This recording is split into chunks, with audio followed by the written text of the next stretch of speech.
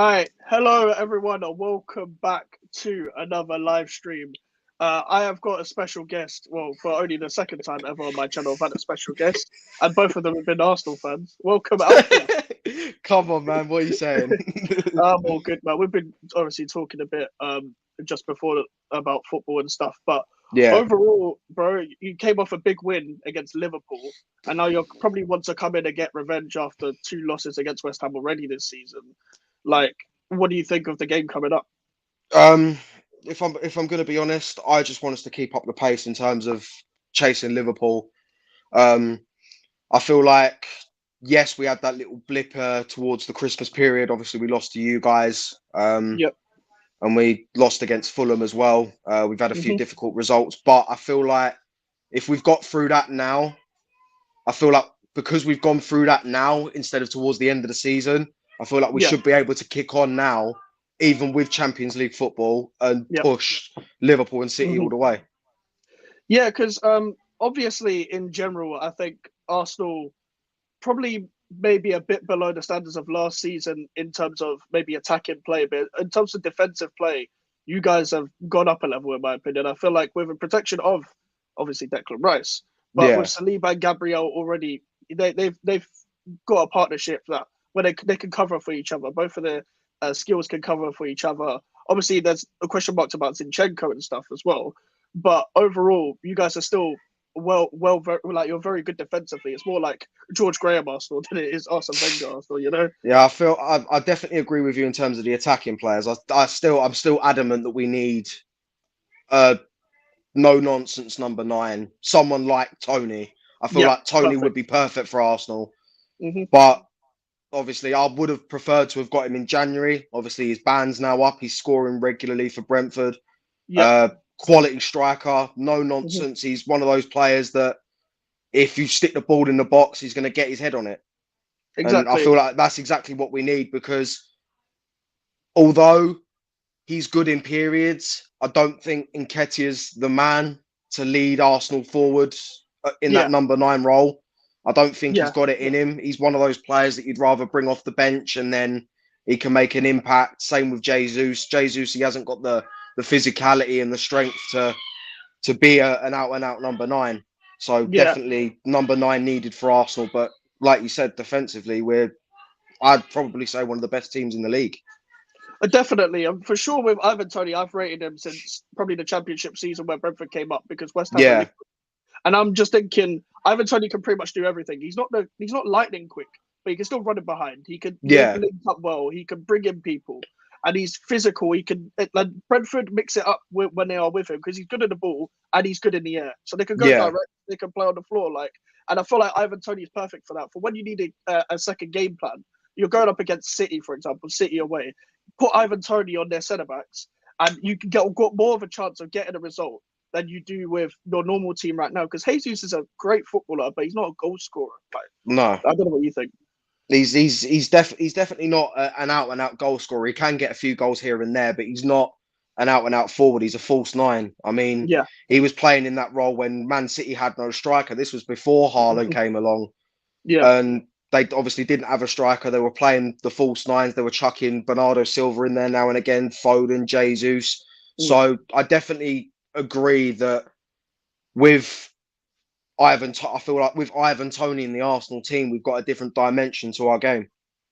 yeah. And even with Jesus at Manchester City, I really liked him off the right wing. Like sometimes at Yeah, right wing, he was brilliant. Like even when they were playing false nine, even Zinchenko was playing false nine at one point. Like it was yeah, mental. And I think that Jesus once told a story about he cried when when Pep played the left back at false nine instead of him at one time, and I was just like, bro, come on, this is the same guy as well that's come out and said scoring goals is not my strong point. But bro, regardless of what kind of player you are, you're playing up front for Arsenal. This isn't exactly. you're not playing up front for like Wickham or something. There's pressure. It's big Arsenal. It's not no little team. You're trying to win leagues. You're trying to go for trophies and stuff. You got to step Mm, up to the plate. You got to have that mentality of we're trying to win the league sort of thing. exactly. It's that, especially that's what we've paid him to do, Exactly. Yeah. to come Uh, in, kick on, and provide the goals that can get us towards winning trophies. yeah. What's your injuries looking like right now? Apart from Thomas Partey, who's always injured, we don't know how old he is, but I 40. He might be 40 years old. But with like Tomiyasu's back from the Asia Cup, um, yeah. and Timber is still recovering. So what's the injury? What I've injury heard that situation like I've for you? heard that Timber's back in training, Yeah. which is fantastic to hear. Obviously, it was terrible losing him first game of the season.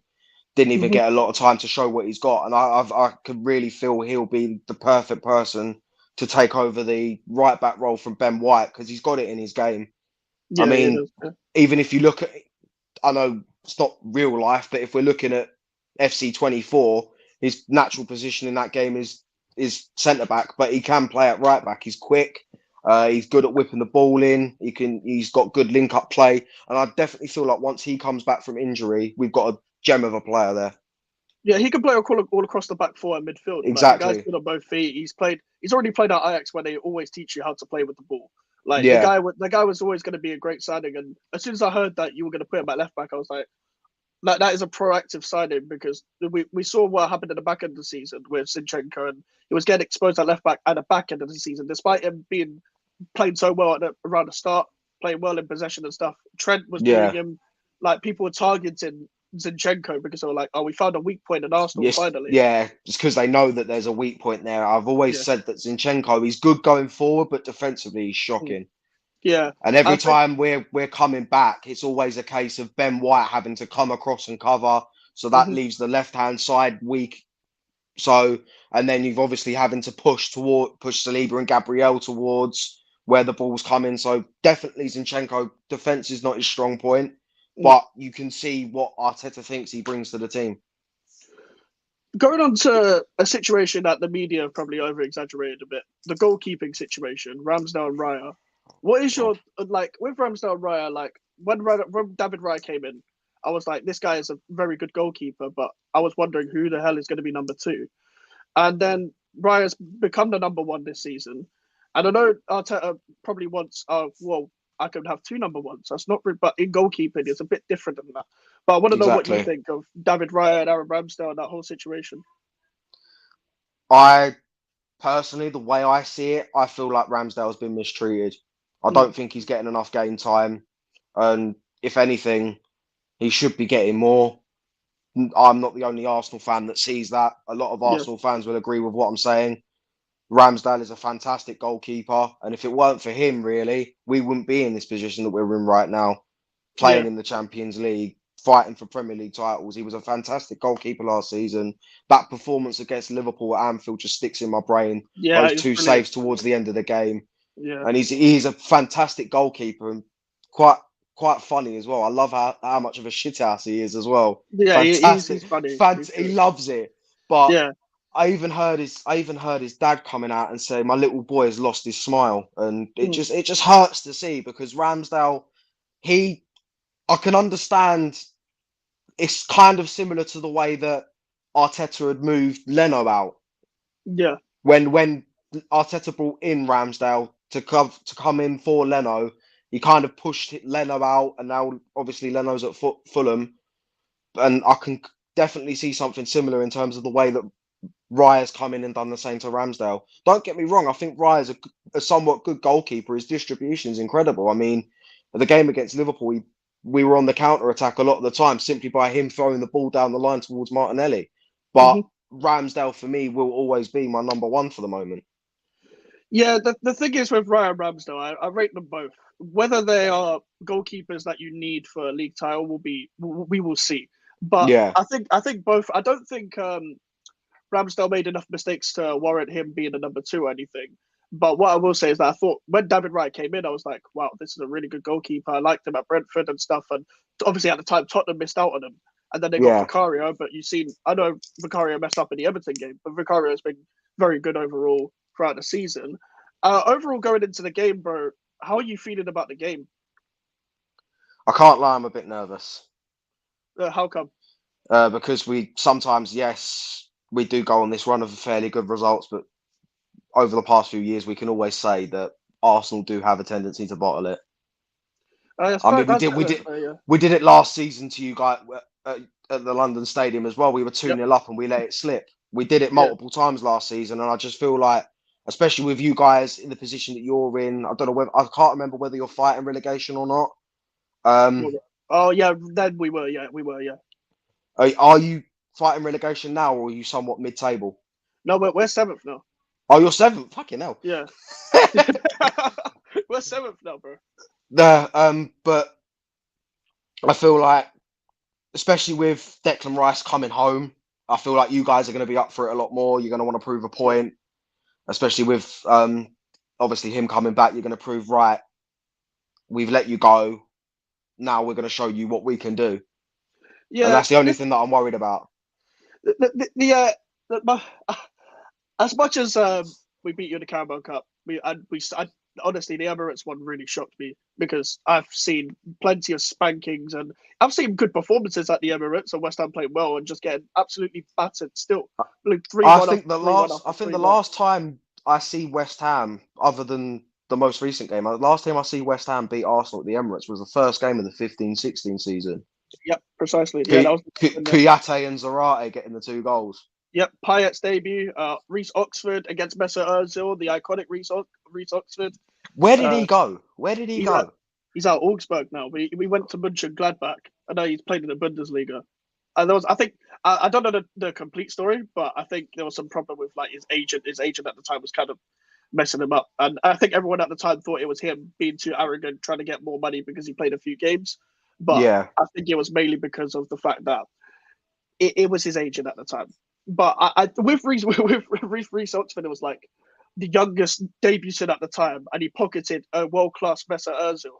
And I was just like, this guy is amazing. Like, but and then he just played 3 games after that, and then he just disappeared. He just disappeared. But with West Ham Arsenal, yeah, it's funny because I refused to go to, even though I had a season ticket, I refused to go to last season, the 2-2 one, because I was like, we had just been battered by Newcastle 5-1. And we had got a 1-0 win against Fulham.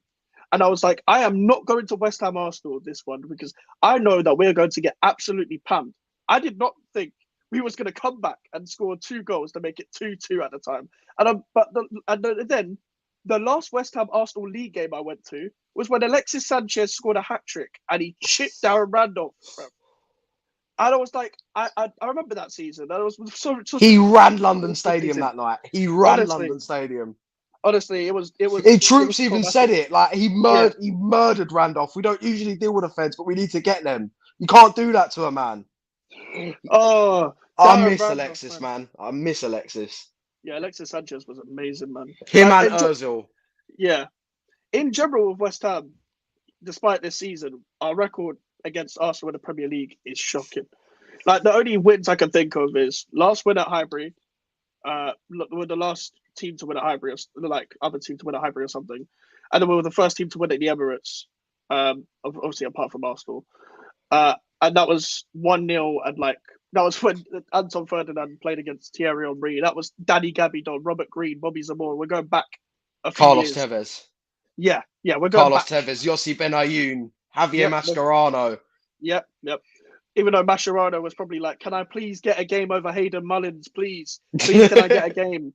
Uh, but in general, I remember I was at Upton Park last season, uh, last season at Upton Park, and we came back from 1-0 down to go 3-1 up, and then Arsenal were like, nope, we don't do that around here, and decided to go 3-3, and I was like, am I ever going to see a win against Arsenal at Upton Park or anything? Because every time I went Upton Park, it was just, oh yeah, Arsenal, yeah, go and murder us again. Did you go to the game when Alan Pardew and Wenger had the little scuffle on the touchline? No, I was like 3. I was like 3 years old.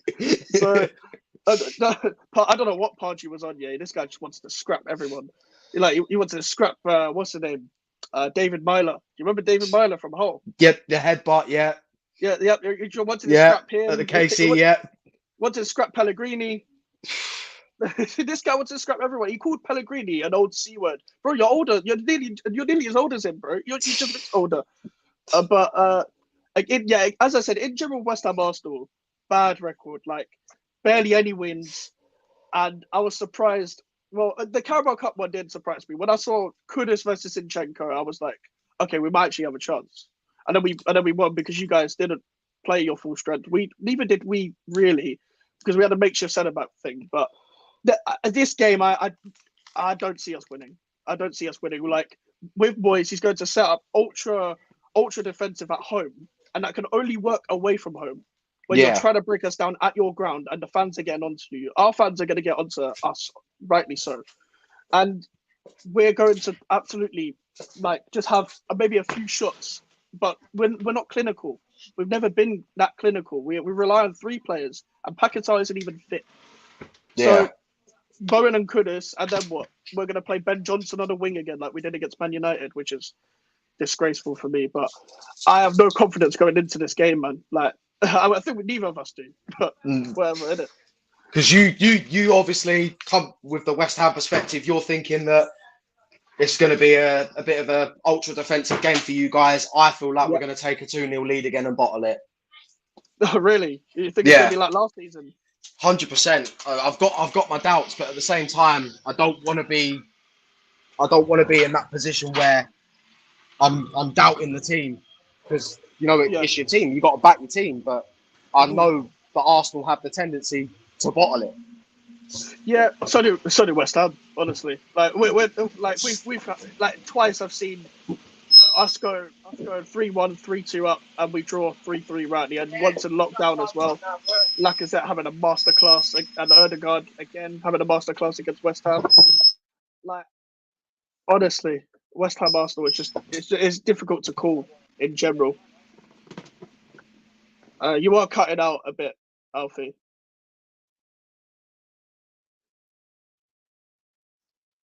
Well, as Alfie might be reconnected, make sure to like the video and subscribe. Alfie, are you back? I'm just checking my network settings. Okay. You can hear me now, yeah? Am I back? Yeah, you're back now. Lagging a bit though. Yeah. I think it might be a bit delayed. Am I good now? And you're lagging, but I can hear you. Yeah. All right, cool. We're back.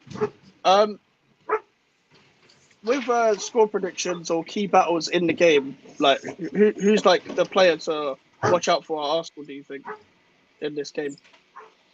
I think, honestly, hands down, I think Saka and Martinelli are always a problem.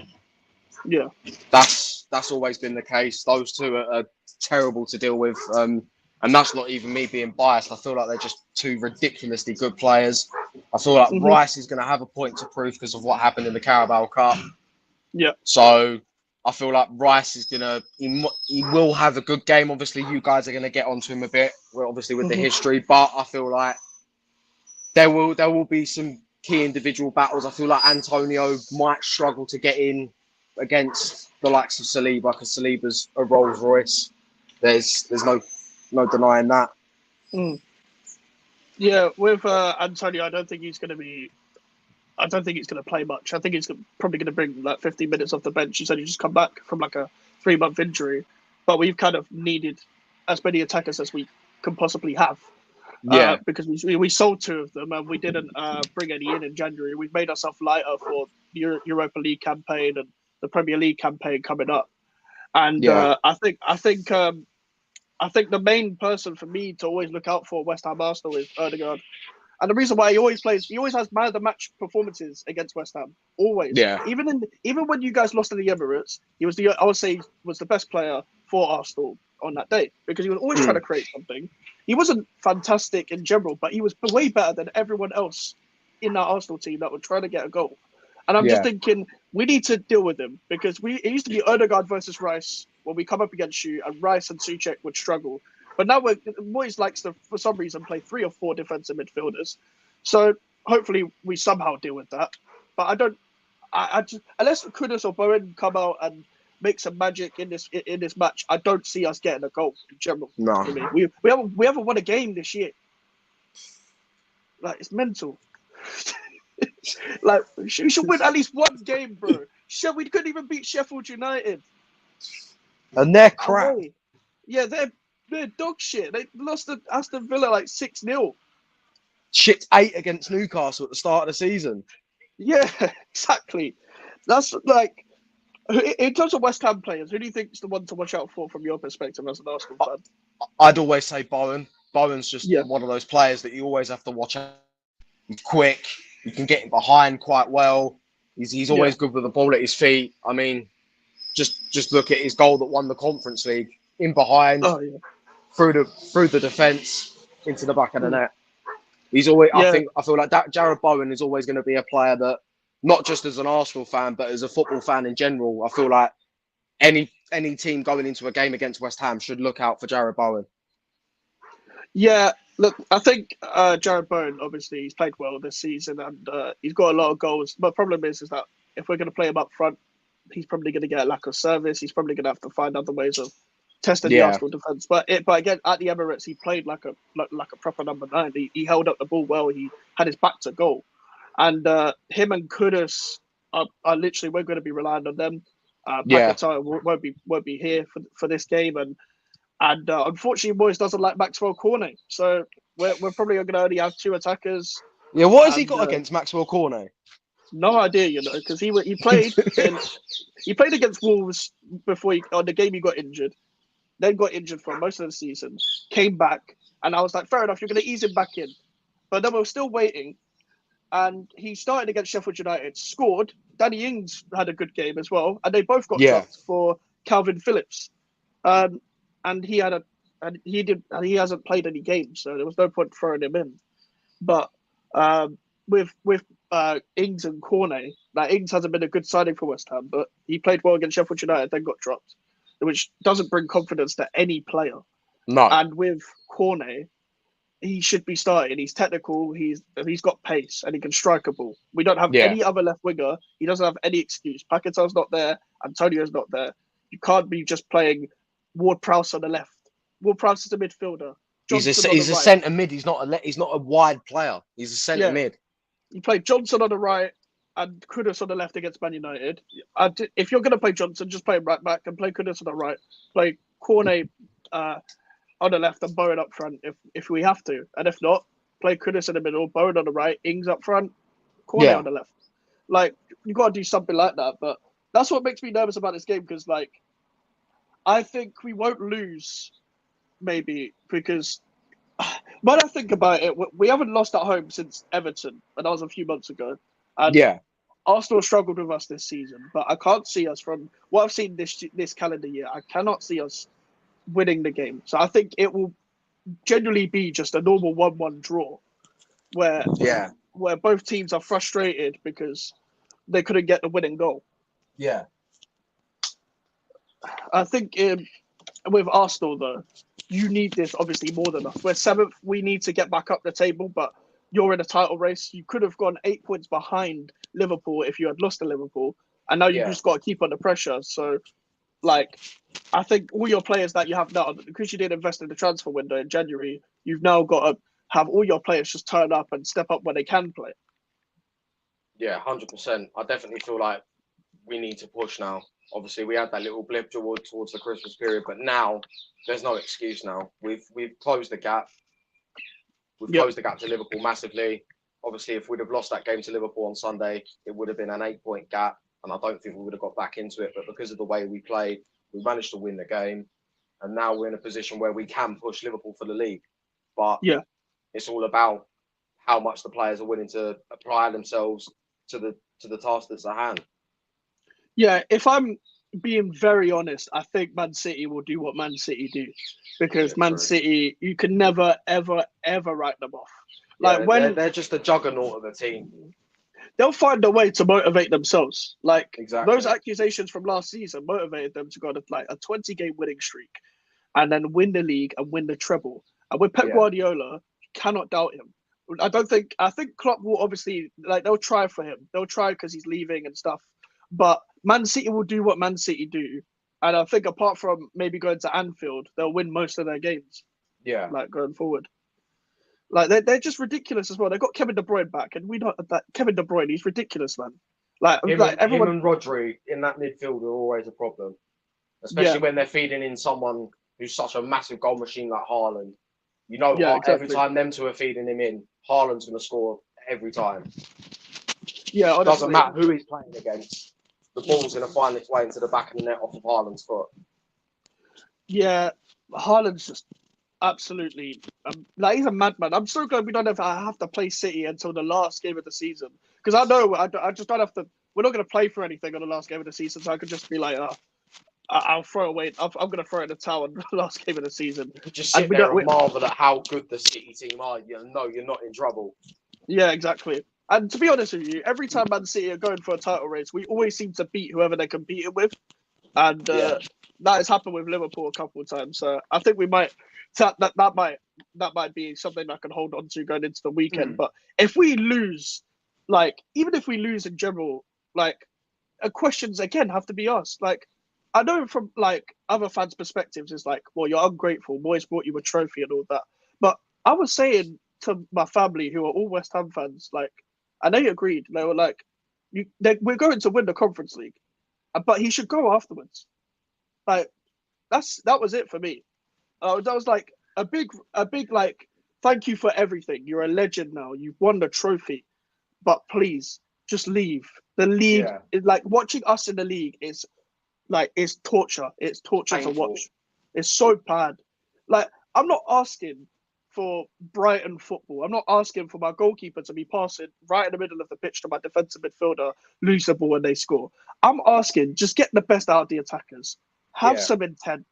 Like I'm not asking for like mad football. Like because everyone stereotypes West Ham fans as they just want better football rather than actually winning things. But the media create this thing where they're like, it's either you win something or you play good football. That's not what like they've created that for themselves, and then everyone's like, "Well, West Ham fans are ungrateful." But from your perspective, are West Ham fans ungrateful? Are we going mad? Not the way I see it. I think you're asking for what you rightfully deserve. I mean, you're on about people as like people are saying you can't win trophies and play good football. Well, I mean, Man City have proved that. Man City have Mm, proved that they can play good football and win trophies. It yeah, doesn't matter how much money they've put into the club. They are a juggernaut of a team, and they've managed to come away with a load of big trophies by playing good football. Liverpool won the Premier League in 2020 by playing good football. yep, And with all due respect, I don't think West Ham fans are asking for too much. They're asking for what they feel they deserve as West Ham fans. yep, They were dragged from their home to a hmm stadium with no atmosphere. All they ask for in return is to go to the game and enjoy what they're seeing. yeah. And honestly, like I could go through probably about 5 games where I'd be like this season that we performed well. Now, Arsenal away was probably the best one of the season because we performed the way we should defensively, and it Yeah, did work away from home at the Emirates, and I get it. Brighton away, it worked away from home. We parked the bus, we hit them on the counter, and we exposed them at the time. Against Chelsea with 10 men, we were brilliant, and up against Man United at home, we were really good and we deserved to win. And against Wolves, we played the best football we did all season, and we only played good football for 2 games.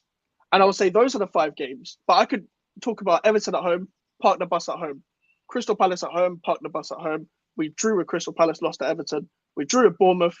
Um, we had a lot of it. They have injuries. We have injuries. Like injuries can't be an excuse. Like you can't park the bus at home and then not go after the game because you got to have a plan B. You got to put it on teams at home, no matter how you play. Now, yeah, if this defensive football was like giving us good performance consistently, I wouldn't be talking about the football. But when the football's bad and you're not performing week in week out, and to try and go for European spaces, then I'm not on it. I'm not on watching it. Like I'm not no, on. I'm not going to enjoy it.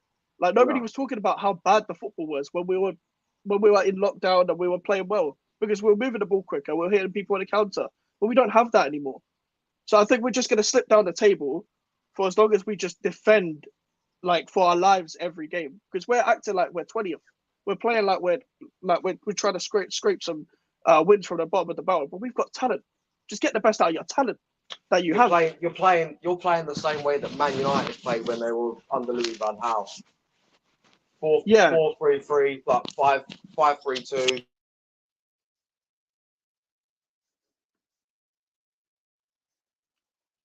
Your audio is cut out, bro.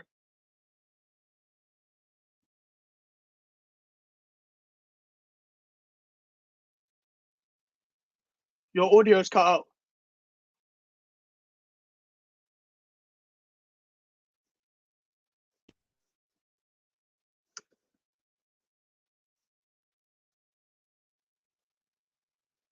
I can't hear you.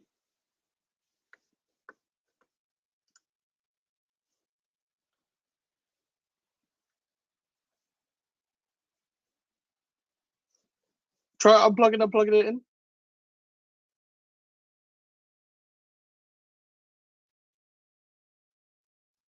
Is there a mic thing on your earphones that you might have turned off by mistake?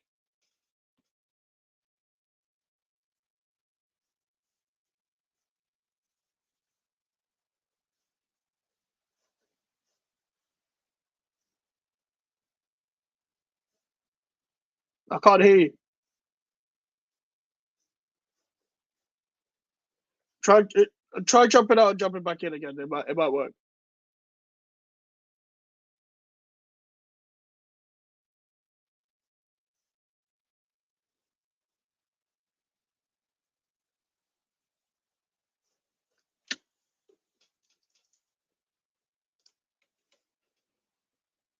While Alfie is fixing his audio and stuff, make sure to like the video and subscribe whilst you are new.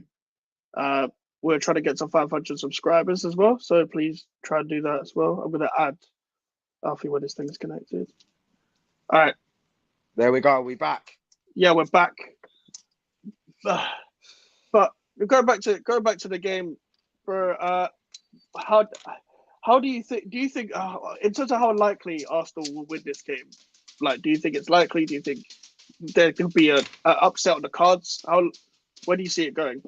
I feel like, as every Premier League fan should recognise, there's always an upset on the cards every now and again.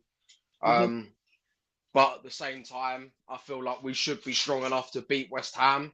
Obviously, with the troubles and the injuries that you guys have got going on, and all the stuff that you guys have got going on at the moment, it's possible it can happen. But as I've said, I still don't feel confident in Arsenal's performances. I feel like something could go wrong. But I feel like if we were to win, I feel like it'd be one of them situations where we nick a goal late. Yeah, unfortunately, I can see that happening as well.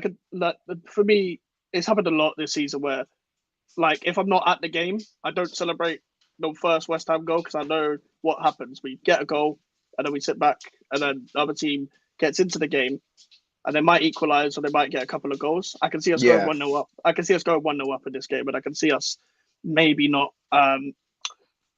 countering on that because we'll be like, we're comfortable, we're at home, we're 1-0 up. But I feel like because of the attackers that you have, even though they haven't been how they were last season, I reckon they're still capable of at least getting 2 goals. So it could go anywhere. It could literally go anywhere. Like the fact that this is Super Sunday, you've got this game at Aston Villa, Man United. That people are in for a treat if you're neutral. Fuck it up. 100%. Yeah, honestly. And I'm going to the game, and I'm gonna be fucking pissed if I've gone to my first West Ham Premier League game against Arsenal since that Alexis Sanchez game, and we lose again. Because I went to the Carabao Cup game, and I was like, "Fucking come on, we've actually won against Arsenal at home." But if I go to this game, we get played off the park, and we defend for our lives, like it's just everything that I've been saying about this club this season. I'm gonna be pissed off, man. Like I'm gonna be so pissed. Mate. But people would just be like, "Well, it's Arsenal. They're going for the league. Like, what did you expect to win against Arsenal? Well, we beat them at the fucking Emirates." It doesn't matter whether what team it is. If you're at home, you need to put yourself out there. Yep. Luton put 3 past you. Exactly. But they can't defend to save their lives, and you grinded that out, and you still won the game. Yeah. Luton put 3 past you at their ground, whether it was 2 set pieces or not. They found a way to put 3 the 3 goals there. If we're so good at set pieces, as people say, and if we're so good going forward, as people say, when they don't watch the games, win the game, cause another upset in this title race. Because we always seem to be the guy who beats the team that are in the title race. We did it to Tottenham all the time when a couple of seasons they were in the title race. Yeah, but it's Tottenham. That's expected. Yeah, it's true. That is Tottenham. I Tottenham in a apologise. nutshell. I'll take any chance I get to have a dig at Tottenham as an Arsenal fan. Oh, I same. can't stand them. I think that's one thing that West Ham and Arsenal can come together with is maybe the hate. I hate for Tottenham. Yeah, honestly. But it's funny, we beat them at their ground this season as well. But you can't beat Bournemouth, Palace, Everton at home, but you can beat Arsenal and Tottenham away. Doesn't make any sense. It doesn't make sense. You can turn up for the big teams, but when the mid-table, when the teams fighting relegation come, you're questioning your boots. That don't make no sense.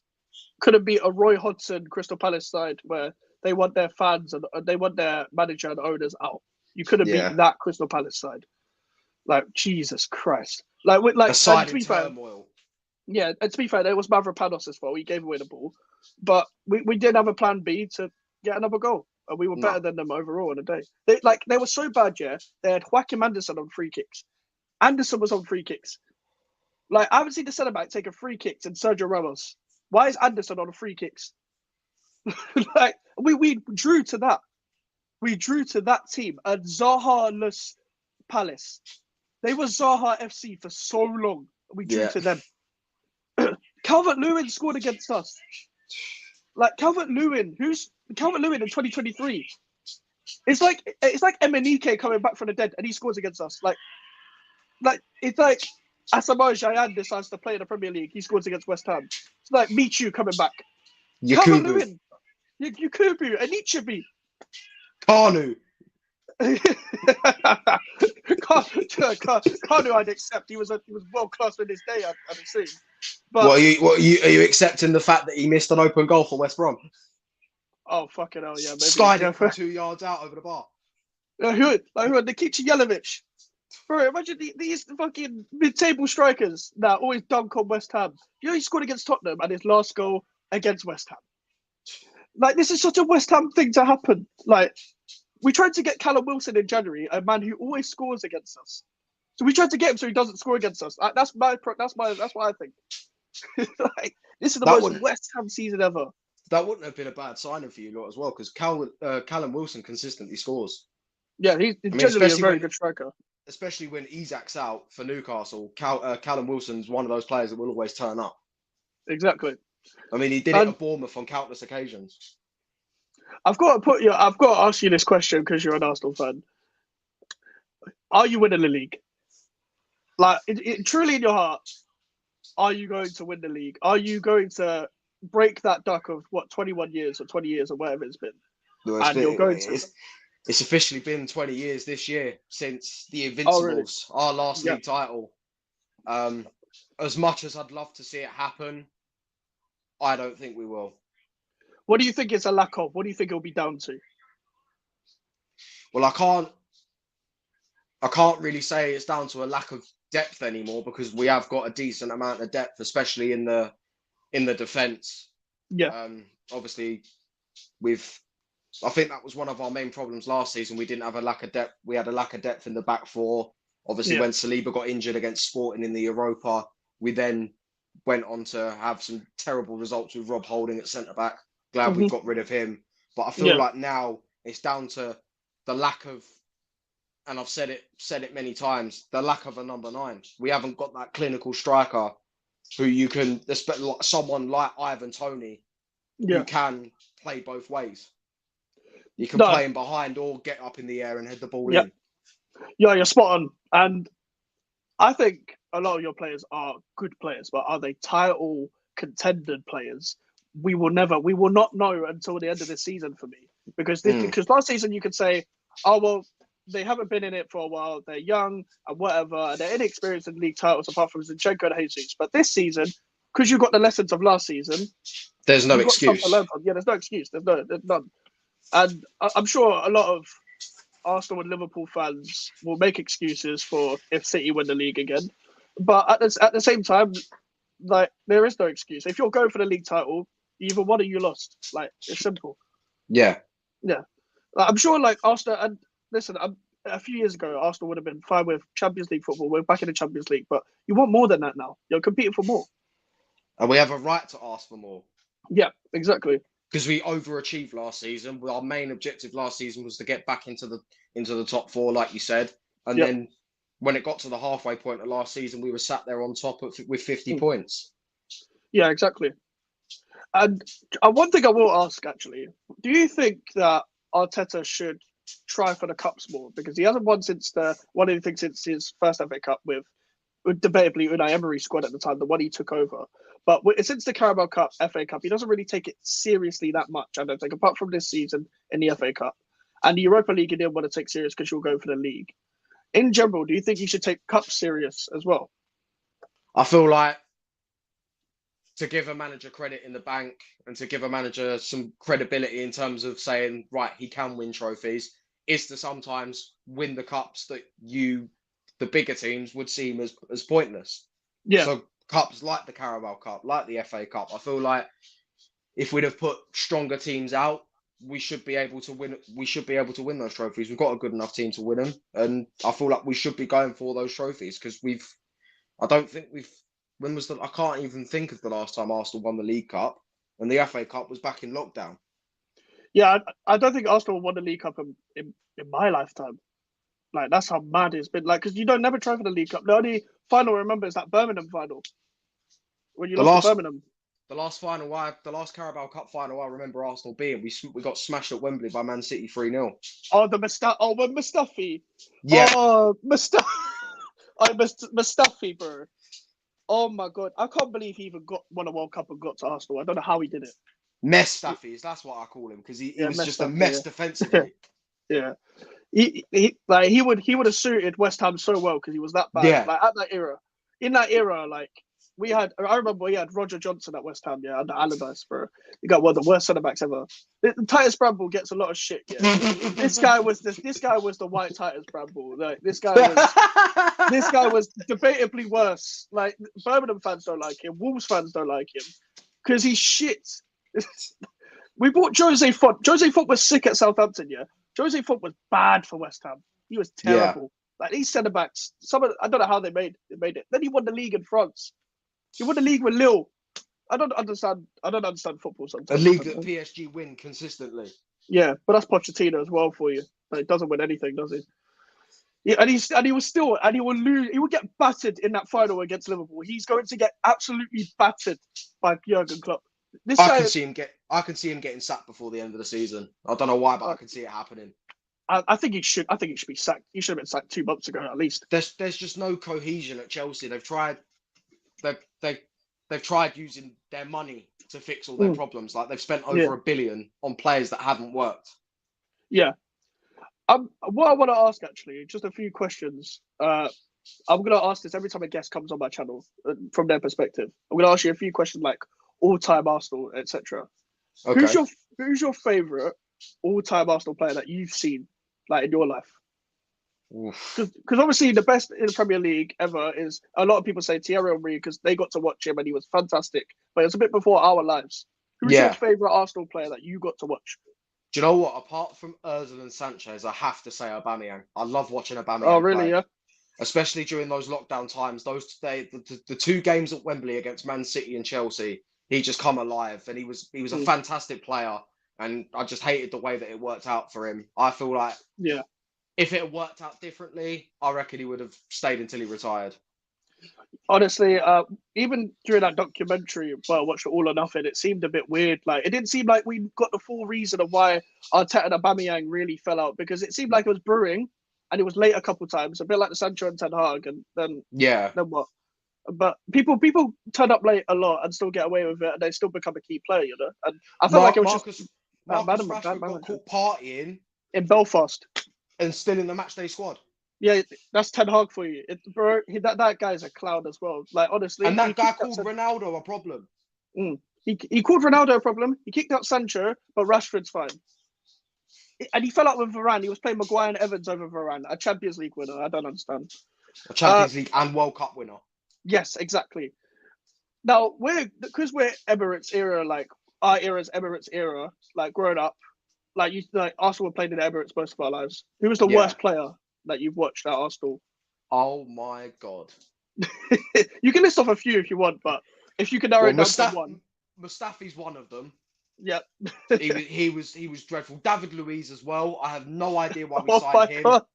Willian Oh my god! Willian was terrible. terrible, but I think one of them, and mainly because of his performance, I think he was playing in that League Cup final against Birmingham. I think it was Sebastian Scalacci. Oh my god, he was awful, bro. He was awful. Him and Senderos at centre back, the Swiss brothers. No, I think he was Swiss. actually, I think I've got another one. Yaya Sanogo.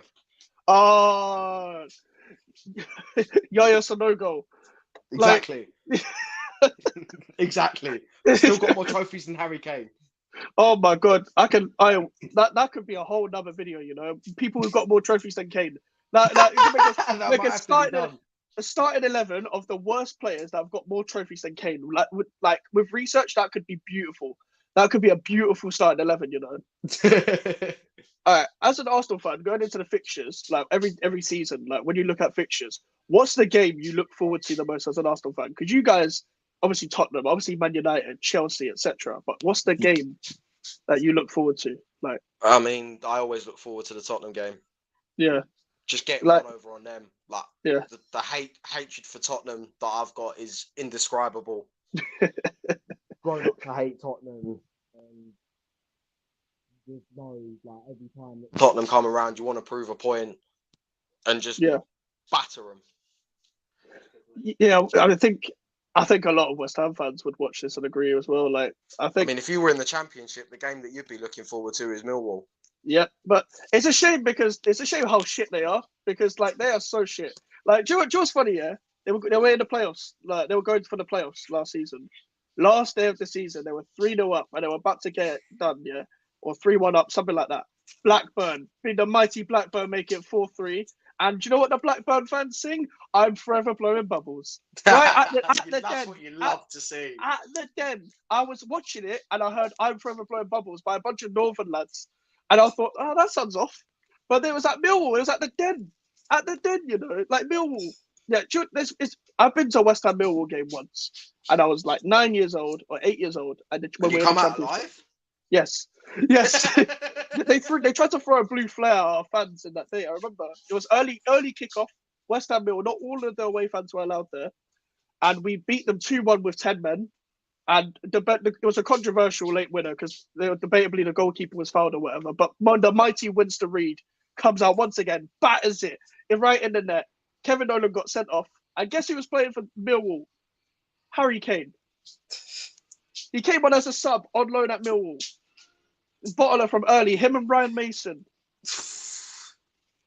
Big, like these Tottenham guys, they tried to go to Millwall and beat us. It's like that picture of Harry Kane sat next to the bench. Sat next to Vardy on the bench at Leicester. Yeah. It's mad. They had Vardy, Kane, and Chris Wood. Like, what kind of team? How did you not get promoted back then? How did Harry Kane not win a trophy back then? Yeah, how did he not win the Championship at least? You can at least add that to your thing. You're not even going to win the Bundesliga this year. Exactly. Leverkusen are going to win the Bundesliga. And there was that whole thing at the start of the season going, oh, Harry Kane going to Bayern Munich to win a trophy is like losing your virginity to a prostitute. I saw that tweet. I saw that. Do you know what it is? The day's going to be glorious, yeah, where I see Thomas Tuchel, Eric Dyer, and Harry Kane all upset that they didn't win the Bundesliga, and I'm going to laugh. I'm going to laugh my head off. They can feel how Dortmund felt last season. Oh, yeah. Oh, I remember that game. Jesus Christ, that was awful. They didn't even have the real trophy at Bayern's game because they had the real trophy at the Dortmund stadium because they thought it was simply impossible that Dortmund were going to bottle it. Oh, man. It's just like, if Xabi Alonso, if there's one thing you can do before you leave Leverkusen, is win that trophy, please. Do you think he'll leave? Yeah, I think he will. I think so many clubs are going to be after him, bro. I think they're going to throw money at him. I think, in my opinion, I think he should stay at Leverkusen because he's so young. He can perfect his craft and then move on. Like, it might be Yeah. too early for him. It might be too early. I've said that as well, obviously, because him and Gerrard being linked with the Liverpool job. Obviously, there's a lot of speculation about that at the moment. I feel like, especially with Steven Gerrard, way too early for him. Obviously, he's over in Saudi at the moment with Al Ettifaq. And Alonso's killing it with Leverkusen. I thought that they need to go with someone a bit more experienced, hand to take Liverpool forward, because I feel like, especially after the dynasty that Klopp's built at Anfield, I mean, they look to him like anyone, like Christians look to their Messiah. Yeah, he is Liverpool's Messiah. Everything he says over there is gospel. Oh yeah, for sure. And I'm gonna go back to one of these all-time questions. Yeah, so go on. For whatever team you hate, yeah, and for the amount of times you watch players and teams play against Arsenal and whatever, yeah, what's the best player you've seen play against Arsenal and, like, you know, battered, like maybe a one time you got battered and you thought, fucking hell, he played well today? I think it was I don't know if you remember the 2012-13 season. Gareth Bale's last season at Tottenham. Oh, he battered us at White Hart Lane. He battered us at White Hart Lane. Bro, do you remember the goal against West Ham at Upton Park? That season? Bro, I was at that game. Got the ball from Tom Carroll. All of a sudden, he stuck it top right. Bro, Gary O'Neill just standing there like a lemon, not closing him down. I'm like, what the fuck are you doing? Like, now he stands there like a lemon on the touchline for Wolves. Yeah, the better manager he was a fucking player. I'll tell you that for sure. There's a lot of people that are under that, especially like a lot of players who were terrible players but are much better managers. Mourinho. He even said himself. He said, if I had Jose Mourinho to play, I would have sold him. That's what he said. Klopp as well. Klopp wasn't that much of a good player. Yeah, he played. He's a fantastic manager. Yep. It's rare you could do both. It's rare to do both. Like if you could do both, you've had a fantastic career. Like, honestly, with Arsenal though, like even in general as a football fan, is there a player that you just hate in the Premier League or like hate in general? It could be all time, it could be now. You just don't like him. It could be as a player, it could be the way he acts on the pitch. Bruno Fernandes. I agree. I completely agree. Always in the ref's ear, always moaning.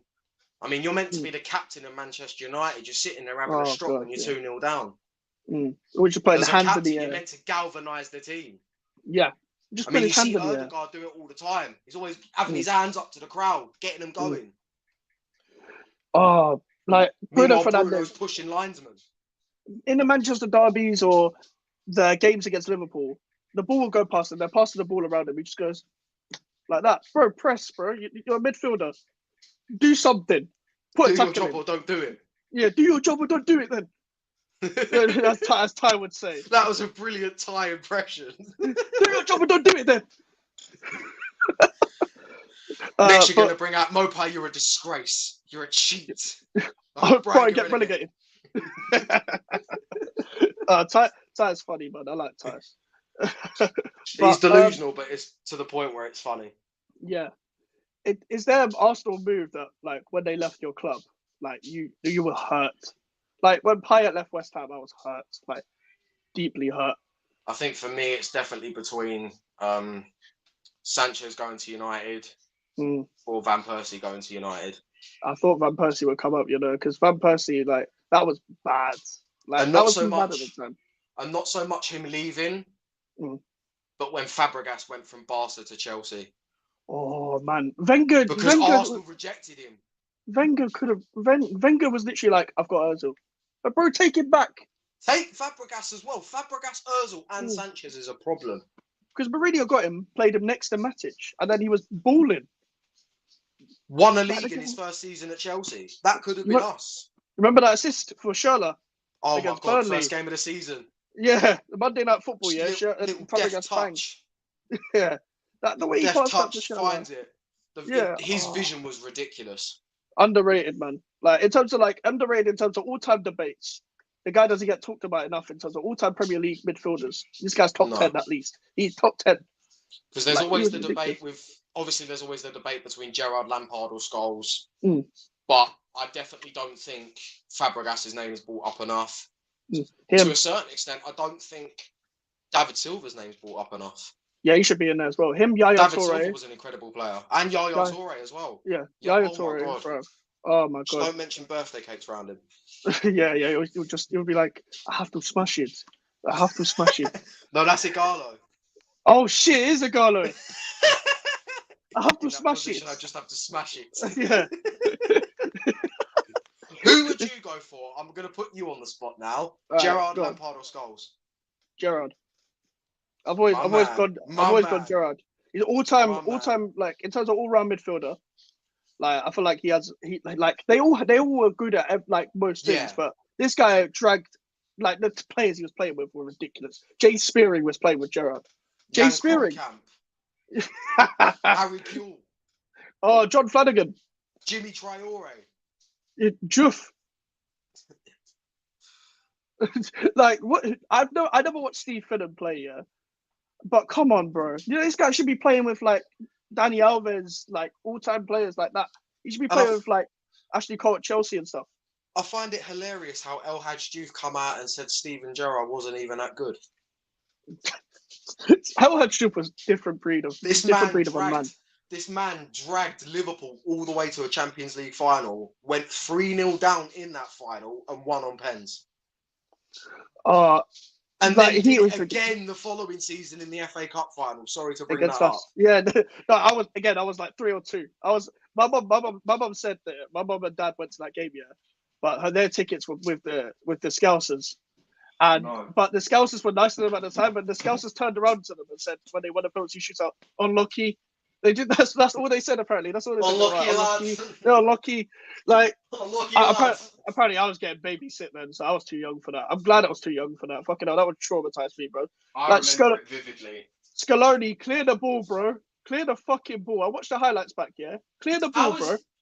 How is it my man went from losing an FA Cup final with West Ham to winning a World Cup as Argentina manager? Yeah, honestly, that's a weird story. Like, how do these coaches end up the way that in these places? Like, Boamorte is an assistant at Fulham. Luis Boamorte, this guy played for both of our teams. He was shit for us. I don't know what he was like for Arsenal, but he was shit for us. I remember one of my first games at West Ham. I don't remember him for Arsenal, to be honest. He played, because he played like 2006 or some shit like that. But like, I remember I went to West Ham Blackburn 2010-11 season. Avram Grant, worst manager ever. Boamorte on the left wing. This guy is waiting for the ball to come to him. He's just waiting. Like, if the ball doesn't come to me, I'm not going to the ball. Like, this guy is lazy as fuck, man. He doesn't age any different. What would you say is your favourite? It doesn't have to be one that you've been to, but what was your favourite West Ham game of all time? I think there's an easy answer. Conference League. Yeah, Fiorentina, man. It had to be Fiorentina. I've watched that back 20 times. I've watched that game back 20 times. I've never seen this club win a trophy. I was at the parade the next day. Like, I was gassed. I do it is, yeah, when that goal went in, I didn't celebrate. I was shocked. I was that shocked. I didn't celebrate. I was standing there. I was just standing there. I was like, is this happening? Like, in my head, I was like, there's no way. It's 90th minute. I couldn't contain myself, but I was just standing there. My mum was celebrating next to me. And I was just standing there like, please get to the final whistle. Please, for the love of God, get to the final whistle. And then when the commentator goes, and they've done it. And West Ham have won it. And I'm like, I can't believe my eyes. That's the best game ever. I just remember being sat there watching Bazinga cry on his vlog. Yeah. That was a lovely thing to watch. That's what it means, man. The shit we've had to watch here. Like, I've had to watch Jonathan Calleri. I've had to watch Sofiane Feghouli, Gökhan Toure, Simone Zaza, Havard Nordveit, Carlos Sanchez. Carlos Sanchez is one of the worst footballers I've ever seen in the Premier League. Havard Nordveit, oh my God, this guy played right back, centre back, CDM, was shit in all positions. He was so bad, bro. Like, you signed him your first season at London Stadium, didn't you? Yep. That's the worst transfer window ever. We signed Nordveit, Zaza, Feghouli, Gökhan Toure, and the only good players, like Masuaku was all right for West Ham as a winger, not as a left back, as a winger. And we signed a guy called Edmilson Fernandez. He was young. Like, I can't fault him. But the other guys, Jesus Christ, they were hyping up a striker at the time. They were like, we're going to sign a big striker, going to the stadium. David Sullivan doing too much of this in the media. and it was rumored to be either Lacazette or Carlos Bacca. I'm still waiting for Carlos Bacca to do his medical till this day, bro. Like, this guy's like 40 now, man. Where's the medical? I've been waiting for this guy. We lost to Astra fucking Gugu twice, 2 years in a row. 2 years in a row, we lost to Astra Gugu, bro. Interview. Yeah, Dom. Well, Dom is such a legend. Like, Astra Gugu. Like, legit. You lost to that team. What about that kid after the AZ Alkmaar game? Airport this way. Prague is that way. Is this way. Alphabet FC. Alphabet FC killed me, you know. How can we lose to Alphabet FC? I'm so glad we beat them pricks as well. Airport that way, Prague this way. Yeah. This is what I mean. Like, going into this European season, I need more of those memories again. Like, 100%. we're not gonna win the Europa League because like Liverpool in it and we've got a thin squad. And I don't know why we've made our squad thinner. But if Liverpool were to be like, I'm gonna throw this away, you better win that. You better win that Europa League. There's not really many teams in there apart from like Leverkusen, Sporting. I doubt that Liverpool will try and throw that trophy away. I think that's one of the only trophies that Klopp hasn't won. Yeah, I think Klopp hasn't won that. They got to the final in his first half season, and they lost to Sevilla, obviously. Yeah, Emery. Merchants. But I think that's one of the only trophies that Klopp hasn't won. He won everything else he can win. I feel like he'd want to complete the set. They're gonna go for everything now. Like, they're in that FA Cup still. They're in a Carabao Cup final, and they're in the Europa League. They're gonna go for everything because that's what they do. They get their steroids in, and that's what they do. They just run around like headless chickens and win games. Like, that's what they do. You know what? Do you remember the last time Liverpool went through everything? Oh, we're going to win the quadruple. You only won the FA Cup and the Carabao. Bottled the league and bottled the Champions League. I saw a clip of the parade. Sadio Mane's like this because there was after the Champions League final. They did the parade still, but Sadio Mane's just like because he's pissed. In fact, it was his last season. Couture had a blinder of a game. Oh, do you know who else? That Carvajal against Diaz that game. Yeah, he had him in his pocket. Valverde and Vinicius Junior right at the end. And that game, by the way, it took so long to start because the whole ticketing thing. And they brought out some, I don't know which singer it was for the fucking presentation. Yeah, I was like, was it Camilla Cabello? Oh, it was, you know. The Havana Cabello, and then she went on Twitter and complained that the fans weren't paying attention to her singing. They're not there to watch you sing. They're there to watch the Champions League final. She didn't even know what trying to turn it into the Super Bowl. Yeah, bro. She saw the bag and didn't know what she was performing at. She just saw the big bag that she got. And that was it. She just saw the money. That was it. Oh my God. What's your favourite Arsenal game of all time? Oh man. There's been loads. I feel like definitely one of them, the Man United game where Thierry Henry scored the winner in the final minutes at the Emirates. Oh yeah. The header. Last season, definitely Bournemouth. Oh, bro, I was at that game. I screamed my head off. Oh, you was there? I was there. Oh my God. I was at the end where Reece Nelson scored. Oh my God, that's perfect. I didn't know the person who I was sat next to, but I was hugging him. I was screaming my head off. I didn't know what to do. Oh man, what's the moment for that? It was a fantastic moment, and it was moments like that where you thought, right, maybe we could actually do it. We could actually win the league, and obviously everything transpired. Yeah. But what would I could possibly say? I know he didn't go down as his goal, but Jorginho last minutes at Villa. Yeah. I know what about the FA Cup? Martin. FA Cup. You guys are kings at FA Cup. Like, there's a lot of FA Cup. We won it the most. The one against Hull springs to mind. The first one against Chelsea in 2017. That springs to mind as well. You beat a Conte side that scored bare goals. You beat a Conte side that scored bare goals. Victor Moses bottles it, dives in his area to try and get a penalty, gets sent off, and then you guys go on and win it. Like, you guys beat a very good Chelsea side then. Like, it was like I was like, Chelsea are definitely going to win this, but Arsenal do what Arsenal do in the FA Cup. Like, I just wish we could do it more often. Nowadays I feel like we need to go for it again more. I don't like saying it because obviously it's an honourable cause what they're doing with the whole no more red shirt. But ever since we started wearing that, it's been a bit of a jinx. Yeah. No, Ian Wright said we need killers in that shirt. How ironic. Oh my god! I remember that Forest game. That Forest game where what's it? It was it Lewis Graben? Was it Lewis Graben that scored I against think you? it was Lewis Graben. Bro, that guy's no, his hairline's gone to his beard. You know, you let him score. All I remember from that game was the clip in the changing room from Arteta Yeah, I saw that. afterwards. It's That's the nowhere fucking near, standard. guys. It's fucking shit. Nowhere near Because the that fucking is the standards. fucking standards. It's fucking shit, guys. Shit. Shit.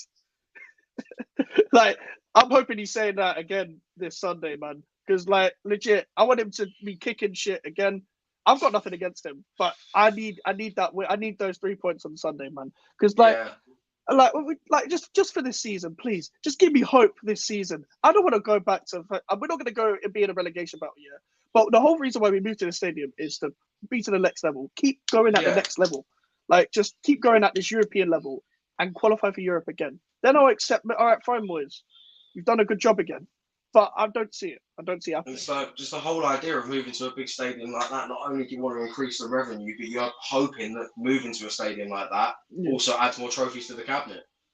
We wouldn't be having expectations like this if we stayed at Upton Park. Like we would be like, we're fine with just sticking around and hopefully not getting relegated. But it's like as well. Like owners do this thing where they promise you things. So all right, keep to your promise then.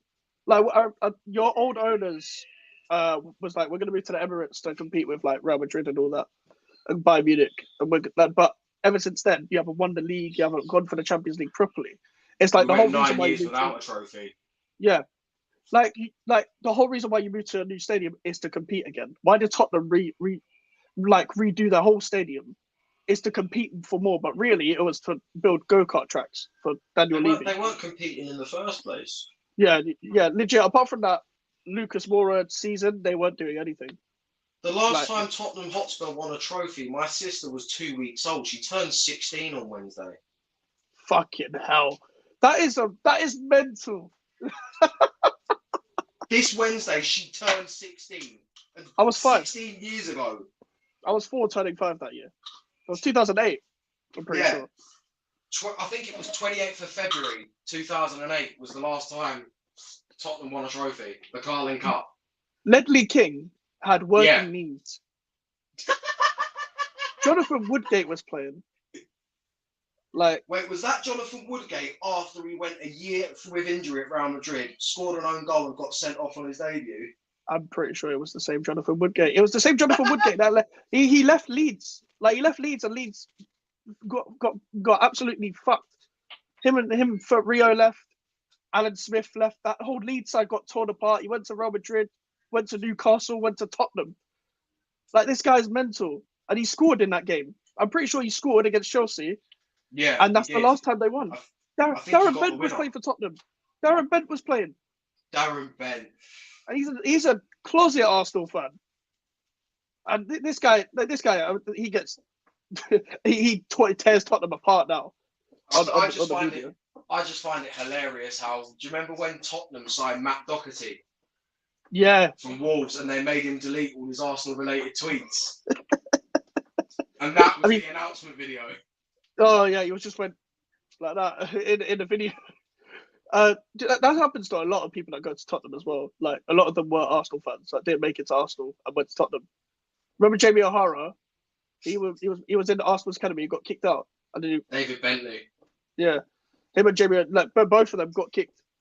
Went to Tottenham, and then all David Bentley did was score against you for that one goal, and he didn't do anything else in that career. Yeah, he didn't do anything else in his career. Again, another guy who played for West Ham did nothing. He did score one goal in the Tottenham game where they beat Wigan 9-1. Oh yeah. And Defoe scored 5. Yeah, Defoe, bully. What a bully. Crouchy was fuming at him because Crouchy was after the Defoe scored the 5th. Crouchy was like, Jermaine, you've scored 4. Let me have one. Yeah, I saw that clip. Like it in general though, like you guys have obviously evolved over the Emirates era. Like there was a time where like Clichy left, Nasri left. They all went to Man City. Sanya, even Bakary, Sanya left. Sakari Banger. Yeah, Sakari Banya. But all these players left for other teams that were competing around in the Premier League, just to pay off the stadium and all that stuff. Yeah. But surely, like this has got to be the time. Like you're going for league titles now. Like you've got to push on for as much as possible. We've got the money now. We're not paying back for the stadium. Now's the how much longer are we gonna have to wait before the Cronkies start putting their hands in their pockets? Honestly, like because Arteta and Edu, they pretty much are very intertwined with the recruitment stuff now. Because they get what it means. Yeah, Edu, both having played for the club. Ever since Edu has come in as well, he's very, very like I'm part of the recruitment now. This runs how I want to run it. But you didn't do anything in the transfer window to push yourself for a league title. And surely it was, but everyone seemed to be scared of FFP. Every team, like even our team, we sold 2 players and then replaced them. Like for me, not an excuse. Got to get a replacement in as a left winger. Surely Arsenal could have been like, okay, maybe we can't get a striker this January, but we can try and get another, maybe a winger, maybe another midfielder, maybe something that could have pushed you on to try and help you win the league. I felt like we should have probably cut our losses with Partey and brought in someone different. Yeah, I think that would have been right as well because someone younger, but also has a decent amount of experience. Do you know who I would have taken? I don't know exactly who he plays for, but I keep seeing his name pop up on Career Mode Hidden Gems. That Arthur Vermeeren. Yeah, he plays for Antwerp. Yeah. Yeah. I've heard he's got a lot of quality about him. Yeah, I've never watched him play, but I bought him on FM, and he's done well for me there. So I bought him on Football Manager. He done well for me on my my Road to Glory series as well. Like the joy is, I play Football Manager now, and every time I buy one of these youngsters and they do well for me, I'm so proud of them when they do well in real life. Do you play it on console? No, I play it on my Mac. What I'm using now. Because I've got Football Manager on console, and I'm going to be honest with you, mate. I want to play it. I ain't got a fucking clue what I'm doing. Yeah, neither did I. Like I bought it my first time I played it a couple of years ago, and I didn't watch any tutorial. I would just kind of go with the flow. I was really bad at it, but honestly, once you get used to it, you don't fucking stop playing it. Like if I told you the hours I have on FM24, yeah, it's disgusting. It is disgusting. I've done everything I can with West Ham now. I've won the treble. In fact, I won the quadruple. Like I went quadruple invincible centurion. That's when you know I'm done. That's when you know I'm done. We're in like 20. That's when you know you've mastered the craft. Yeah, honestly, I played fucking brilliant football with this team. I've done everything. I won the Champions League against AC Milan. I won against Man City. With the same team. What do you mean, like as in the players and stuff? No, but in terms of the club, like if you pick one team and just stuck with them for it all. Yeah, West Ham. Yeah, just throughout. I've been West Ham quadruple man. Well, I'm Centurion. I broke every record. Like I don't need to do anything. Get rid of David Moyes, get you in. Exactly. That's what they should do. And honestly, like if I went in there, I would just be a big fucking passion merchant. Because I'm a fan. Like you couldn't not put a fan in charge. I'll be a big fucking passion merchant. Fucking play, you dickheads. You'll be like Arteta. Shit. Yeah. You'll be like Arteta on the touchline. Yeah. Do you know what it is? I've not even got a Cockney enough accent to get the fans on side either to say like he's one of our own and do all the passion merchant stuff. Like I've not even got enough of a Cockney accent to do that. I've not got a Cockney accent at all. Like so I can't even get the fans on side by being like he's one of our own. Like I'm Mr. Chadwell Heath, you know. Come on, support me, guys. Oh man, literally the only thing to come out of Chadwell Heath is Rhian Brewster. Legit, like he went to my school. Where's he playing now? Sheffield United. He got sent off against West Ham. Oh. 2-throw tackle. And you know it is West Ham fans were singing about him being a dirty northerner. He's from Chadwell Heath. He's from a place where we used to train. Like, he used to train where I live, man. Like those are the days, man. I only went there once. I got to see like Diafra Sacco and Eder Valencia and Stuart Downing, all these players. at the time. And now they're in Rush Green, which is not that far away. But wasn't Enna Valencia what Don called that Ecuadorian donkey twat? Yep. Yeah, in his third season, he was not it, man. He was not it. Bilic was playing him left wing. It was not good. He was not a left He's winger. not a left winger. He's not a left winger. Bilic was fucking awful, man. Like people love him because he used to play for us last season at Upton Park. This guy was a Payet merchant, bro. Like this guy, once he lost Payet, he lost his head. This guy was playing Chicharito at left wing. Like when we had Andy Carroll, like you wouldn't give him no service, none. Andy Carroll would get nothing, and then he'd get injured. Then we played the ball in the air, bro. We've got a 5 foot man now up front. Change it up. like Bilic didn't make sense to me. Pellegrini, fuck me. Pellegrini had Carlos Sanchez.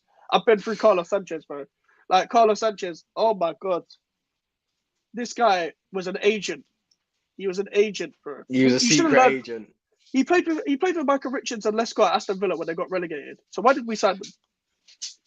Why did we sign him? Like you probably would have been better off with Big Meeks.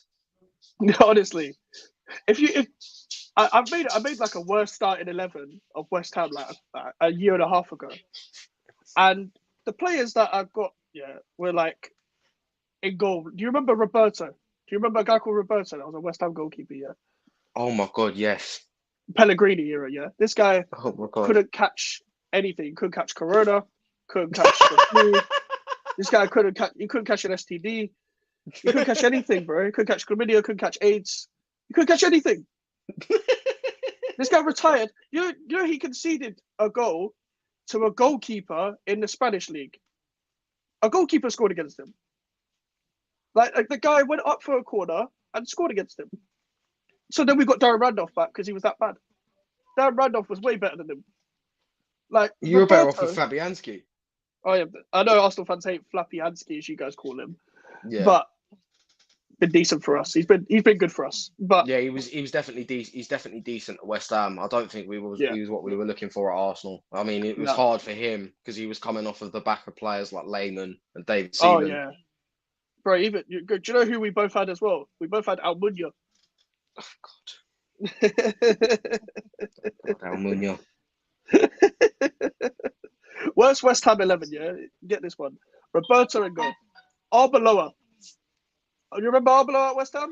I do remember Arbeloa at West Ham, but I remember him more at Liverpool. That's funny, actually. Arsenal 5-1 West Ham, yeah. That Sanchez game, Arbeloa played in that. They just targeted him all game. This prick. Do you know he said to Bilic, I've won the Champions League. Why the fuck do I have to listen to you? Then he got released. Then he fell out with the manager. And then when Bilic got sacked, he was like, thank God for that. And he was not even at the club. This guy was a prick. I hated him. Roger Johnson, Jose Font in centre back. Pablo Armero, left back. You remember Pablo Armero? Yeah. And listen, I know he was good at Arsenal, but this guy I'm about to say, Jack Wilshere, yeah, at West Ham, yeah. I wanted to kill Jack Wilshere, you know. Every time this guy came back from injury, yeah, this guy played like he already won the Champions League. Like this guy played like, I've done everything. That's how he played at West Ham. I've done everything. Yeah. And then he was like, afterwards in the media, like, oh, boys doesn't play the football I want to play. Well, all right, fuck off then. Get out of my club, bro. Why are you wasting money on my club? I could have kept Josh Cullen, a youngster that came through and now he's playing at Burnley. But now we have to fucking keep you. And he was like, I wanted to go to a bigger club, he said. Well, it goes to Bournemouth again. What I don't understand is why you got rid of Grady Diangana. Oh, bro. Do you know what it is with Diangana? Yeah? Everyone's like, oh, well, he's not doing well at West Brom now. We wouldn't have had to sell Haller if Diangana was there still. Because Diangana and Haller were playing so well in that pre-season. And we wouldn't even have had to sell either of them if they were both at the club. They had a good relationship. And we got sick that season. He could have played a part in that. We may have not got, fair enough, we may have not got a Lingard in January. And he would have, and what happened after that, Lingard did well in that January. But like he was a young prospect that came through that wanted to stay at the club. But the club were like, we need the money. We need to let you go. You needed the money, then you're like, we needed the left winger, so you got Ben Rama.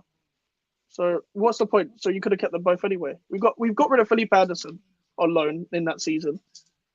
Like it was a mess, the COVID mess. That's David Sullivan for you.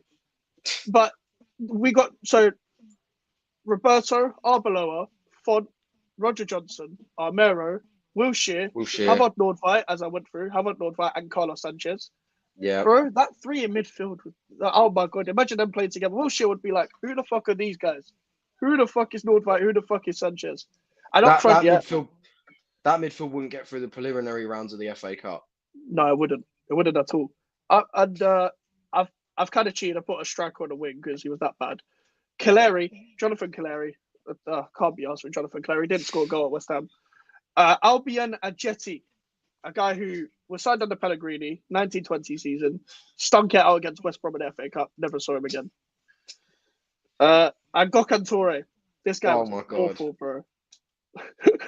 I could go through so many players though, like honorable mentions: Frederick Piquion, Zaza, like Jordan Hugill. Do you remember Jordan Hugill? Vaguely. So, under Moyes' first spell, we had Jordan Hugill. He signed him because I think it was through an agent. Yeah, this guy was so gassed to be playing for West Ham. Yeah, because he was a Northern lad, and he generally got to do the whole PR video at the start. Yeah, he was like, hello, West Ham fans, can't be waiting to play with all the bubbles. Come on, you irons, right at the camera. And I was like, what the fuck is this? I saw someone wearing a Jordan Hugill t-shirt last year at West Ham. I took a picture of it. I was like, that's Hugill number 12. Like, oh my God. Felipe Anderson. Yeah. I didn't like him. Ryan Fredericks, one of the worst right backs I've seen at West Ham. Joe Hart. Terrible. Nocerino, signed him from AC Milan. Borriello, another guy from the Italian league that was shit. I'm putting this guy in, another former Arsenal player that played for West Ham and had a terrible second season, Carl Jenkinson. Yeah. Like, this guy was very good in his first season, yeah, but second season, yeah, this guy, if you look up Carl Jenkinson against Leicester City for West Ham or Carl Jenkinson against Bournemouth for West Ham, this guy had an awful game. I was there at the game. It's one of the worst performances I've ever seen from a player at West Ham. Didn't he go in goal against Leicester the season they won the league? Yeah, he did. Adrian got sent off. Yep. Winning goal. I don't even remember whether he conceded or not. I was at that game as well. Fucking Adrian. I loved Adrian, but he was a madman. David Bentley did nothing at West Ham on loan. Razvan Rat. Yeah. The guy was called Rat. Why would you sign a guy called Rat? Like, you should never ever sign a guy who's named after an animal. Yeah. Never. If there's a guy called Martin Spider that's in the transfer market, I'm not gonna fucking sign him, am I? No. Fucking Spider. Fabian Balbuena. Yeah. This guy was dog shit. Alex Crowley didn't play. And Faguli. Yeah. I could probably list more, but that was the ones that came to my head at the time. Like if you had worst Arsenal players, like we've gone through Mustafi, we've gone through Squillaci. Like, what about striker Sonogo? Were there any attackers that were like, oh my God, like, why are you playing for my club? Not so much attackers, but I feel like Emmanuel Frimpong. Oh, stay Dencho, get Frimpong. Yeah, did nothing in an Arsenal shirt. Stunk the place out against Liverpool in the 11-12 season. Then got loaned out to Barnsley and tweeted, "How am I going to draw girls now?" Yeah, that was all Frimpong is known for is that video with KSI. That's all he's known for. I don't even know what he's doing now. That video Neither do I. Is a classic. That's a classic video. It is a classic. Stay Dencho, get Frimpong. He was in a Lethal Bizzle music video. Exactly. I'm pretty sure he's Lethal Bizzle's cousin. I think he is as well. Yeah, I think he's Lethal Bizzle's cousin. So I think Lethal was just proud that his cousin played for Arsenal at the time. It's probably an unpopular opinion among Arsenal fans, but I definitely put Theo Walcott up there. Oh, really? He was there for over 10 years, did nothing but grow a beard. You know what's actually funny? When we first met, we were talking about football. First thing we talked about was Theo Walcott. Like, Theo Walcott was terrible at times, but he was so good at times. And then he would have a terrible game again. Then he would have another good game. He was so inconsistent. He was so flip floppy. Yeah, in the way that he played. I mean, I remember that game he played against Chelsea at Stamford Bridge. Ran through the entire Chelsea team. Did the same against Newcastle, where he got fouled in the box and still dunk it over the keeper. What a goal that was! The Peter Drury commentary from that, you cheeky little so and so. Peter Drury is funny, man.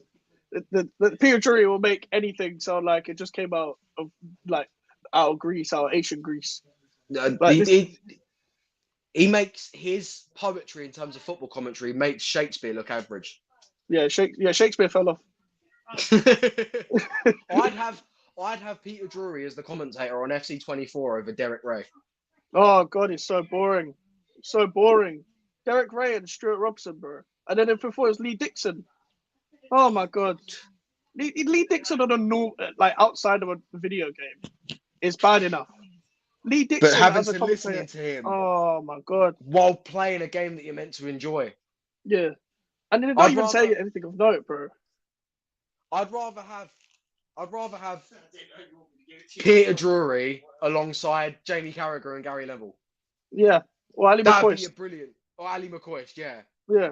Ali McCoy just loves watching every game. Like, this guy would make any game sound exciting. Like, it's the best game he's ever seen. I think it'd be perfect to have Gary Neville in a football commentary in a FIFA game, because if you made a bad tackle, you could just hear him on the mat going, "Oh, Yeah, he's in trouble. He's in trouble." Unbelievable. Or when they're viewing offsides, get Jamie Carragher. If you just stop it right there, And and we go in a bit closer. You seen the Woody from Toy Story 1? Yeah. But you got Woody from Toy Story. Or Big Meeks. Just have Big Meeks in the game, just laughing 24/7. Just laughing his head off. I don't know if you saw the clip from A League of Their Own, but do you remember when they brought his lookalike on? Yeah, I saw that. It's actually a decent impression. It wasn't a bad impression. The guy who's actually his lookalike is on Coronation Street. Is it? Yeah. Oh my god. Another guy on Coronation Street as well. I don't know if you remember him from Britain's Got Talent, Jack Carroll. I don't remember him. No. The kid that had like the walker. And his first comedian joke was on Britain's Got Talent. I know what you're thinking. Harry Potter's had a nasty Quidditch accident. Oh, I haven't seen this. I used to watch Britain's Got Talent, but I haven't seen that. Was this years ago then? Was this like? Yeah, this was years ago. Like 2010s, like. Yeah, early 2010s. Oh, that's bad that we're saying that's years ago, man. That makes me feel way older than I actually am. I'm only 20. Fucking hell, man. Jesus. You're only 20. I'm 22 this year. One of my mates is 22 this year. I'm 21 this year, so like, we're getting on a bit. Yeah. Do you know what's funny? I went to North London just before Christmas to go to like this club bar thing in Angel, and it was near like Islington or whatever. First time I've been, and what's the song? Seven Nation Army came on. There was Arsenal fans in the club singing "Oh Santi Cazorla." Santi Cazorla. They were singing that. Like, when that song came, I was like, "Oh no, there's fucking Arsenal fans surrounded. I'm surrounded by Arsenal fans. I didn't even know, because you're not gonna bring your football shirt to the club." I remember I went to a club once with my mates, and all of a sudden they started playing "Free from Desire." Oh. And I could have swore I heard a West Ham fan sing "Bowen's on Fire" and he's shagging Danny Dyer. Oh, bro, that's probably my favorite chant ever. Like, it just is like it like "Freed from Desire" will get any football fan up, but when that comes on at a West Ham game just before a Europa League game, yeah, even the ultras from like the foreign team, they're going crazy when that song comes on. But just remember, it was Will Grigg's song first. Oh yeah, of course, yeah, the GOAT Will Grigg. Like, he was a goat. He was goated, man. Those were the days, man. He was on Sunderland Till I Die. That documentary on Netflix. that guy fell off. That documentary was a disaster. Why is Zlatan Ibrahimovic on the list? Jack Rodwell looking like he's leaving, and then all last minute turns around and says, "No, I'll stick with the money." Yeah. It's like, "Oh, a bit of privacy, please," when he's on the phone. Like, fuck off, man. Like, or when one of the Sunderland fans called Chris Coleman a prick. Oh yeah, I'm not a prick, all right. Don't call me a prick in front of my family. What a disaster! I can't believe they were trying to get promoted, and then they got relegated. Darren Gibson. That was the whole idea of the documentary. They were going to film themselves trying to get promoted. No, you get knocked down to League One. Oh, Darren Gibson was drunk driving. Darren Gibson got drunk in a bar, chatting about good shit to the fans, and then again he was drunk driving. how are you going to get drunk and sit there chatting shit about your own teammates? Honestly, Darren Gibson was mad. He had one goal against Man United for Everton, and that made his whole career. And then he went to Sunderland, and they had every Man United reject ever. Like West Brom left by then, but John O'Shea was there. John O'Shea was still there in League One. Brian Oviedo, the former Everton guy, was there. Oh my God. Josh Maja was coming through. Like that Josh guy, Madger and Joel Asoro. yeah, Joel Asoro as well. He was quick on FIFA 17.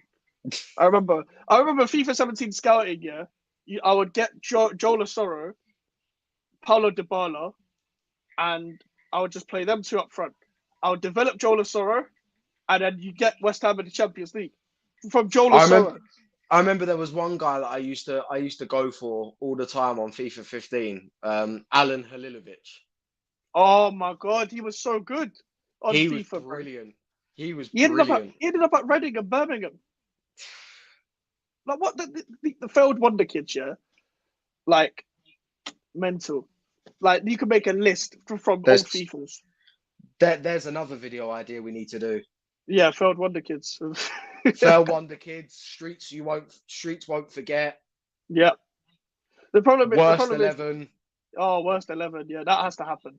Worst Premier League 11 of all time has to happen, in my opinion, as well. Like, there's so many names though. Yeah, there's so many. But the thing is, everyone's gonna be like, "I'll put Maguire in there." It will definitely be Titus Bramble and Roger Johnson. Them two together, they're perfect for each other. Like for all the wrong reasons. Stick Jimmy Traore at left back. yeah. Mallet to Jimmy.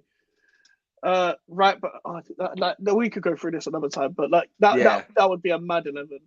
Like Roberto has to go in goal. There's no keeper worse than Roberto. Like people could talk about Kepa, people could talk about all these keepers here. Roberto's the worst. The guy caught the ball in his hands and it went flying in against Burnley. Like Chris Wood put it on him. Chris Wood, yeah, he tormented West Ham. He scored against us and did a VAR celebration. I'd argue, probably Julio Cesar. Do you remember that one season where he played for QPR? QPR, yeah. Roberto's still worse. For big money and still got relegated. Yeah, that was a mess. Tony Fernandez had a mess buying players, buying big Stefan names. Mbia. Yeah, Shaw Wright Phillips was there. Shaw Wright Phillips. Obviously, Tarat. He's Zamora, in the streets, won't forget. 100%. Zamora, Rio Ferdinand, Neda Manua, Joey Barton. Clint Hill, what a legend. Heider Helgeson. Yep. Jamie Mackey. Alejandro Fowling, yeah. Alejandro Fowling, Traore. He was another left back called Traore. Traore. Yeah. Taiwo. Yeah. What's his name? No, I was thinking of someone else. But there were so many players that keep. Robert Green was in goal at one point. Robert Green, yeah. Yeah, another former West Ham player. Paddy Kenny. Oh my God! Man United fans still think he fixed that whole Aguero thing. You know, they're trying to really cope with that. They're trying to really cope with the Aguero moment. They think they're blaming Paddy Kenny. I think a lot of people did say that apparently QPR had already found out that they were staying up. So yeah, I heard it last minute. I heard I think it was Anua took a throw in, and he thought at the time that QPR had gone down as Aguero scored. But then he found out afterwards, just afterwards, that they were staying up anyway. Bolton drew with Stoke. So some of them found out from the bench. I think the bench knew, but the players on the field didn't know at the time. They thought they lost the whole thing. Then they saw QPR fans celebrating as well. That whole segment where Barton elbowed Tevez, got sent off, then kicked Aguero, head-butted Company, and then started on Balotelli. Barton versus Balotelli would have been a match I would have loved to see, you know. That would have been the KSI did make a rap battle on it. Yep. Those Barton old school rap battles. Balotelli. Yeah, those old school rap battles was my era as well. Like that's proper my era. Fergie versus Mourinho. Yep. Wayne Bridge versus John Terry. Yeah, KSI versus Van Persie. Yep. All done with Randolph. Yep. Those animations back in the day were classic, man. Honestly. Like everyone used those animations. But Honestly, I think I've got to end it there because there's an hour 34 in. But if you are watching the video, like the video, please, and subscribe if you are new. Alfie, let them know where they can find you. Like on Well, all my socials, mainly under official underscore Alfie D on Instagram, yeah, TikTok, X, if you want to call it. I still call it Twitter. same. And YouTube as well, Alfie D. Find me there. All If you right, want, I'll send you the links as well. After the all video, right, I'll send you the links so you can put them in the description. yeah, we'll do that.